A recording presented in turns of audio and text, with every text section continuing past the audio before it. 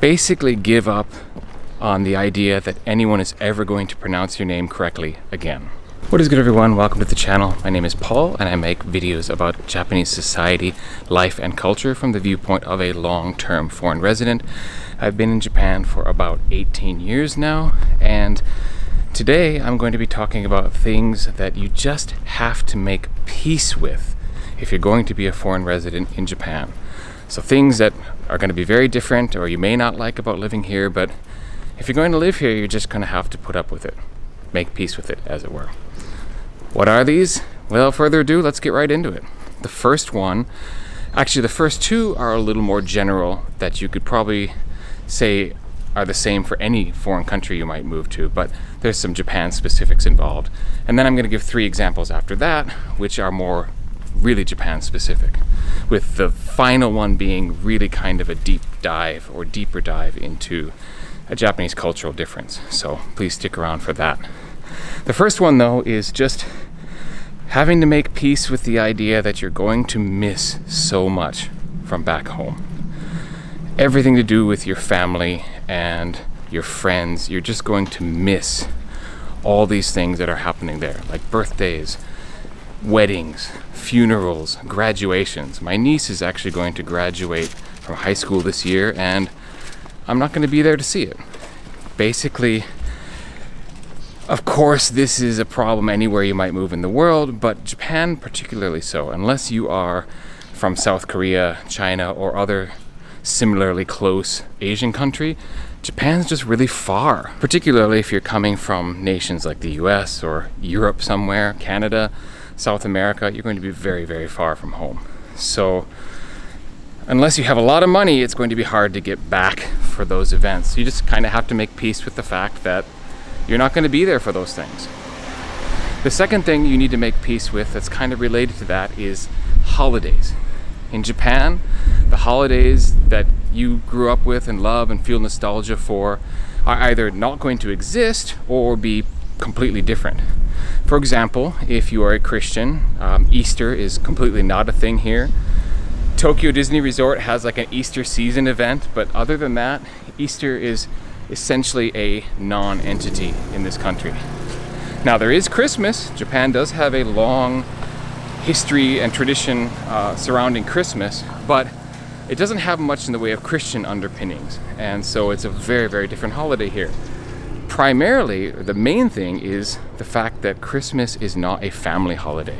Christmas here is primarily for lovers. So you take your boyfriend, girlfriend, fiance, husband, wife maybe, out for a nice meal. It's basically an excuse to go out and maybe drink some champagne and have a good time, which sounds a lot like American New Year's. Basically, you just have to swap the two. In America, you go out with your friends on New Year's, drink champagne, celebrate. In Japan, you spend it with family. You are at home with family on New Year's. It's a family tradition and celebration. Christmas, on the other hand, in the United States, that's for family, and you don't hang out with your friends on that day. This is also even reflected in the music around Christmas time. You won't hear the traditional favorites, certainly not any of the Christian songs, generally in Japan. You're going to hear Last Christmas by Wham! And All I Want for Christmas Is You by Mariah Carey, because, again, it's a holiday for lovers, not for family. Even secular favorites in the US, like White Christmas or Rudolph or something, you're not going to hear so much in Japan. Now, to get into some more Japan-specific examples, the first one, basically give up on the idea that anyone is ever going to pronounce your name correctly again. I feel like in the US and other places, although obviously there's going to be xenophobes and racists who don't want anything to do with foreigners or people of other races, etc., I think for the most part there's kind of an ethos that when the teacher in a classroom sees a name on the list they don't recognize, they say, well, I'm sorry, I don't know how to pronounce this next name. Please help me out. I would like to try to pronounce it as correctly as possible. I may not get it correctly, but I'm going to try. In Japan, that is not the default. The default is a foreign word, including foreign names, are going to be rendered into the katakana script basically rendered into Japanese pronunciation. So in Japan, I'm not Paul, I'm Poru.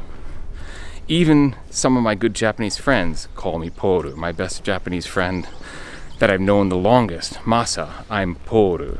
Like, he doesn't say Paul. Now, some of my colleagues who are English teachers, they call me Paul, and they're Japanese. So, I mean, it can be case by case for people who know you well, but for the most part, just give up on the idea that your name will be pronounced correctly through the entirety of your life here, basically. The second thing that you're going to have to make peace with, besides not having your name pronounced correctly, is the fact you're going to probably start out functionally illiterate in this country. So unless you've spent a lot of time studying, and especially Japanese kanji, you're going to have a lot of trouble reading when you first come here. And hopefully that is like a motivation for you to learn and to improve your kanji reading skills, because being functionally illiterate isn't a lot of fun. But it's hard, and it's especially hard because it's difficult to pick it up on a daily basis. You see, if I'd moved to France or Italy, like, I could read a sign, not know what it meant, but I could read it because it's in alphabet letters. Here, if you don't know the kanji, you don't know the kanji, and you're not going to be able to read it. And it's a lot harder to look up kanji than it is to look up a word in a dictionary that you already know how to read. So it begins to just gloss over in your mind. You stop paying attention to the billboards and the posters and the signs because you just kind of assume you're not going to be able to read it. Now, it's kind of fun when it picks up and turns around and you realize more and more, like, oh, hey, well, I can actually read that sign, and oh, I know what that sign means. And that becomes fun the more literate you get. But yeah, you're going to have to at least initially make peace with the fact that you're not going to be able to read very much. Now, of course, this is actually something a little bit opposite of the other examples I'm giving you today, but you probably don't want to make too much peace with this one, because there's plenty of foreigners in Japan who seem to have made peace with it and lived for 20 years without being able to read. So that I don't really recommend. Okay, the last one, I'm a little intimidated about how well I'm going to be able to explain it, but the gist of it is you have to start really pay attention to people around you and how you interact with other people. And it's not this thing of like you need to worry about what other people are thinking about you. You need to make peace with the fact that you need to moderate your actions in a way that you don't create trouble or inconvenience for others. Most often known as meiwaku in Japanese. You don't want to create meiwaku, nuisance, interference, inconvenience for others. Meiwaku is why Japan has such kind of strict rules or societal norms. For example, not talking loud on the train or not using your smartphone on the train, because you don't want to inconvenience or trouble other customers with your loud conversation or your one-sided conversation. It's one of the major reverse culture shocks I get when I go to the States, is to get on the bus at the airport and everyone's on their phone. Basically, that idea of don't create meiwaku permeates everything. You just don't want to cause trouble for others, and you really start to kind of be careful in society so that you don't create that meiwaku for, the citizens around you. Now, and by way of another example, I think a good way to explain this is if you ask for help in Japan. Asking for help can be a form of meiwaku, even if you're asking friends or colleagues. Let's say you ask your colleagues how to go somewhere, to join an event somewhere, and if your colleagues don't really like you very much or don't really care for you, in their mind, they won't say it to your face, but in their mind, they're going to just kind of think of you as a nuisance and not be very happy about it.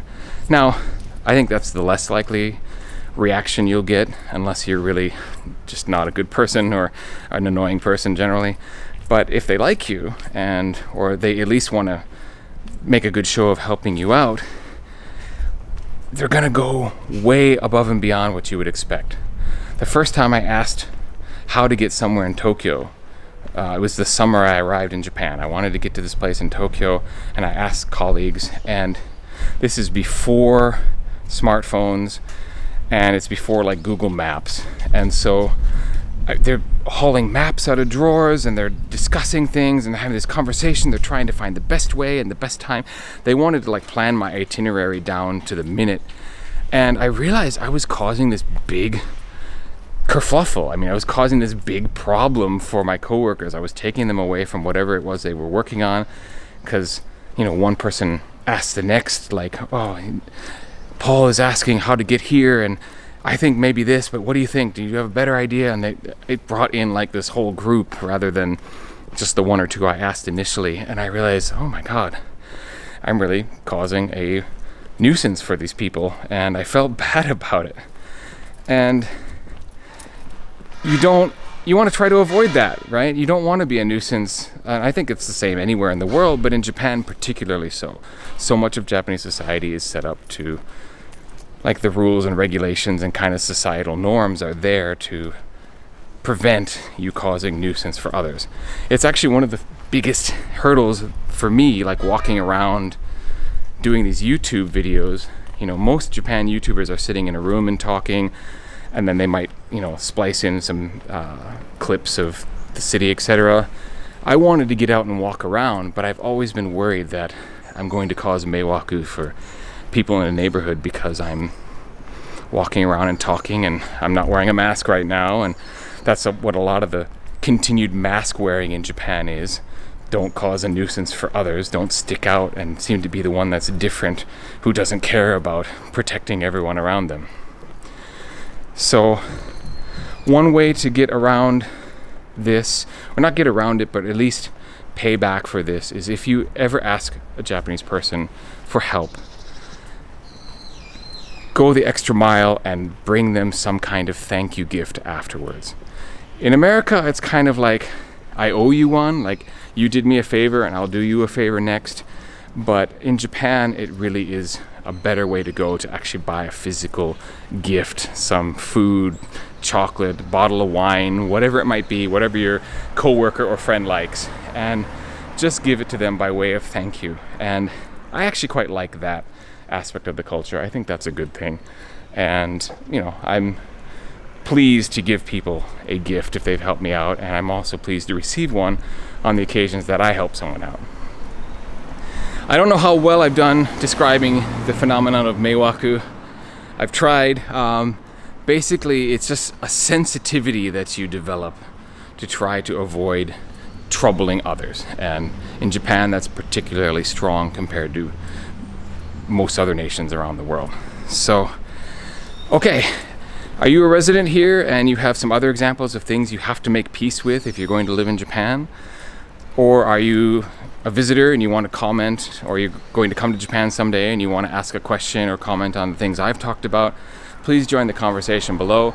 I respond to almost every comment I ever get because I quite enjoy joining in these conversations.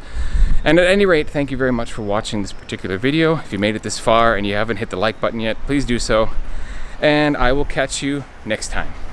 Peace.